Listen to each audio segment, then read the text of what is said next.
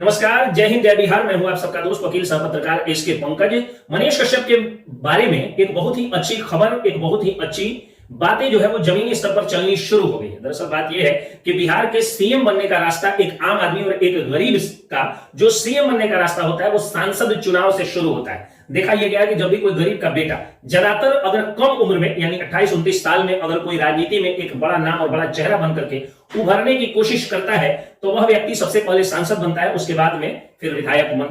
मंत्री या मुख्यमंत्री बनता है। तो मुख्यमंत्री पद की, गरीब के बेटे की मुख्यमंत्री पद की यात्रा का शुरुआती पौधान, सांसद बनने का जो पौधान है, मनीष कश्यप के बारे में ऐसा कहा जा रहा है कि मोतिहारी से उनको टिकट मिल सकता है सांसदी का। किस पार्टी से मिलेगा, कैसे मिलेगा, उसके पहले एक बात ये कर लेते हैं कि Manish Kashyap the next CM of Bihar, अपने आप ये एक मुहिम चल गई है। जो गरीब, मजलूम, मजदूर, छात्र, नौजवान, बेरोजगार, दबे कुचले और सताए हुए लोग हैं, सत्ता के मारे हुए लोग हैं और सत्ता से बहुत ज्यादा असंतुष्ट लोग हैं, वो लोग मनीष कश्यप को नेक्स्ट सीएम ऑफ बिहार बनाने की एक मुहिम चला रहे हैं। इस मुहिम को हवा देते हुए नॉर्थ बिहार के जाने माने गायक, जमीनी स्तर पर जाने माने गायक और सबसे ज्यादा स्टेज शो करने वालों में से एक, अपने पारंपरिक गीतों के लिए मशहूर आराधना सम्राट संजय कुमार रमन कल रात एक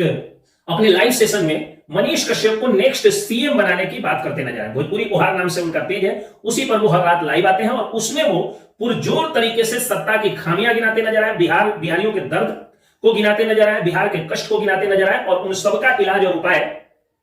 वो बता रहे थे कि मनीष कश्यप को अगर सीएम बना दिया जाए तो हो जाएगा। अब एक तरफ तो मोतिहारी के एक प्रमुख, प्रोमिनेंट, जाने माने कलाकार चेहरे का मनीष कश्यप को सीएम बनाने की बात करना और दूसरी तरफ मोतिहारी के राजनीतिक परिदृश्य के बारे में जानने वालों का यह कहना कि जहां एक तरफ पिछले चुनाव में यानी 2019 के सांसदीय चुनाव में, लोकसभा चुनाव में मोतिहारी के सांसद राधा मोहन सिंह ने कहा था कि यह मेरा अंतिम चुनाव है और उसका एक वीडियो क्लिप एबीपी न्यूज का वायरल भी हो रहा है इन दिनों। उसके बाद से ऐसा कयास लगाया जा रहा है कि राधा मोहन सिंह का या तो टिकट कट सकता है या वो चुनाव नहीं भी लड़ सकते। ऐसे कयास लगाए जा रहे हैं। राजनीति में कयासों का ही बाजार हमेशा गर्म रहता है। अब राधा मोहन सिंह नहीं तो कौन? तो महागठबंधन में तो कई सारे चेहरे हैं, कभी अगले वीडियो में मैं उसकी चर्चा कर दूंगा। लेकिन भारतीय जनता पार्टी से राधा मोहन सिंह, अगर राधा मोहन सिंह नहीं आते हैं तो अखिलेश सिंह, जो पूर्वी चंपारण के सिसवा पटना गांव के रहने वाले हैं, वो एक अलग रथ मोदी जी के समर्थन में, मोदी जी के विचारों का एक अलग रथ लेकर के निकल रहे हैं, गांव-गांव में घूम रहे हैं। तो ऐसा माना जा रहा है कि टिकट की दावेदारी अखिलेश सिंह की बन रही है। राजेंद्र प्रसाद सिंह जो कल्याणपुर के पूर्व विधायक है, उनकी भी बन रही है। डॉक्टर हेना चंद्रा जो कि महिलाओं में एक जानी मानी चेहरा है और बीजेपी की एक मुखर नेत्री है, उनकी भी दावेदारी बन रही है। राकेश पांडे जो इन दिनों कई सारे अच्छे कामों के लिए युवाओं के बीच अपनी एक अलग पहचान बनाने में सफल हुए हैं, उनकी भी दावेदारी बन रही है। वैश्य वोटों पर अपनी प्रबल दावेदारी पेश करने वाले पवन जायसवाल जो कि पूर्वी चंपारण के ढाका के विधायक हैं, उनकी भी प्रबल दावेदारी बन रही है। और चूंकि राधा मोहन सिंह राजपूत जात से आते हैं, इसलिए राजपूत जाति से आने वाले सीताराम सिंह के बेटे राणा रणधीर सिंह की भी दावेदारी प्रमुख रूप से बन रही है। तो इन सभी दावेदारियों में ऐसा माना जा रहा है कि चूंकि भारतीय जनता पार्टी अपने सीटिंग कैंडिडेट को जल्दी हटाना नहीं चाहती है, अगर इस बार राधा मोहन सिंह की जैसा कि उम्र भी उनका बढ़ गया है और भारतीय जनता पार्टी में जिस तरह से 70 के बाद में, 75 के बाद में, या भारतीय जनता पार्टी में जिस तरह से एक निश्चित उम्र सीमा के बाद में जो रिटायरमेंट देने की परंपरा मोदी सरकार आने के बाद में शुरू हुई है, उस परंपरा का निर्वहन करते हुए अगर राधा मोहन सिंह को हटाने की मजबूरी आई तो राधा मोहन सिंह अपने सिटिंग एमपी को डायरेक्ट अपने पार्टी सिंबल से बेदखल करने में थोड़ा सोचेगी। और अगर कमल छाप नहीं मिला, यानी ये सीट भारतीय जनता पार्टी के खाते में नहीं आई, तो फिर राकेश पांडे, डॉक्टर हेना चंद्रा, सचिंद्र प्रसाद सिंह,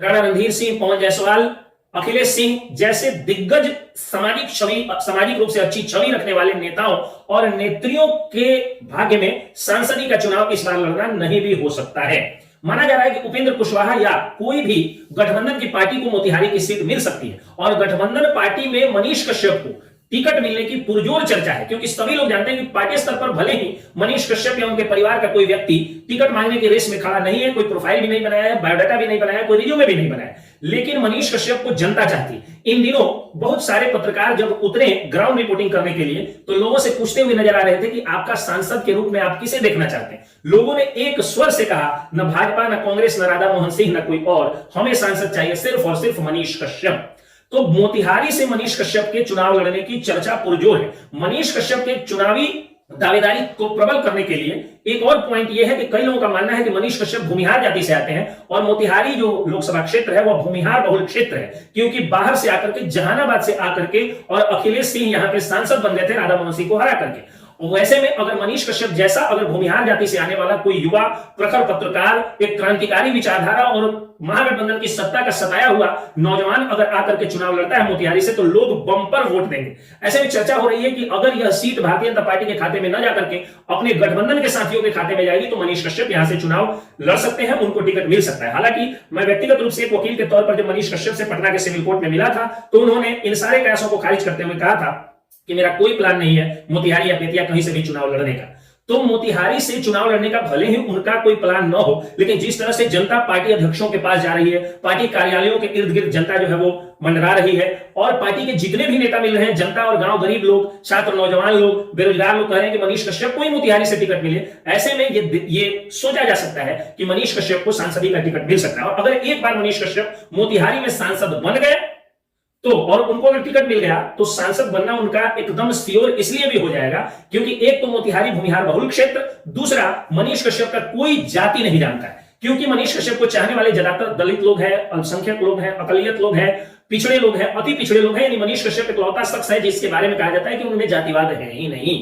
तो ऐसे में मनीष कश्यप की प्रबल दावेदारी बन रही है। अगर मनीष कश्यप मोतिहारी से या कहीं से भी सांसद हो गए तो अगले ही विधानसभा चुनाव में वो अपनी पार्टी को मजबूत करके या तो खुद पार्टी बना करके मजबूत करके चुनाव लड़ेंगे या जिस भी पार्टी से वो सांसद बने रहेंगे उनके चाहने वाले और उनके विचारधारा के लोगों को वो विधानसभा में विधायकों में व्यक्तिगत विधायकी में भी टिकट दिलवाएंगे और विधायकी में अगर उनके बहुत सारे विधायक जीत गए तो वो मुख्यमंत्री भी बन सकते हैं। ये सारी बातें मैंने बताई तो बहुत सारे जो पुराने और पौराणिक विचारधारा वाले या जो लोग stereotype thought of political analysis वाले लोग हैं, यानी जो स्टीरियोटाइप राजनीतिक पंडित हैं, उनको ये बातें रास नहीं आएंगी क्योंकि वो लोग कहेंगे एक से एक दिग्गज लोग हैं मुख्यमंत्री, सांसद, मंत्री, विधायक बनने के लिए, फिर मनीष कश्यप की क्या विसाद क्या होगा। लेकिन जब जमीन स्तर पर आप जाइएगा, गरीबों के बीच में जाइएगा तो उनका आज के समय में एक ही मसीहा है और वो है मनीष कश्यप। ऐसे में ये पॉजिटिव खबर आ रही है और जब से ये वीडियो आया है सामने जो कि आराधना सम्राट संजय कुमार रमन जी, जो कि मशहूर नॉर्थ बिहार के एक गायक है, पारंपरिक गीतों को जिंदा रखने का श्रेय इन्हें जाता है, उनके इस वीडियो आने के बाद इन कयासों पर मुहर लगती हुई भी नजर आ रही है। जय हिंद, जय बिहार।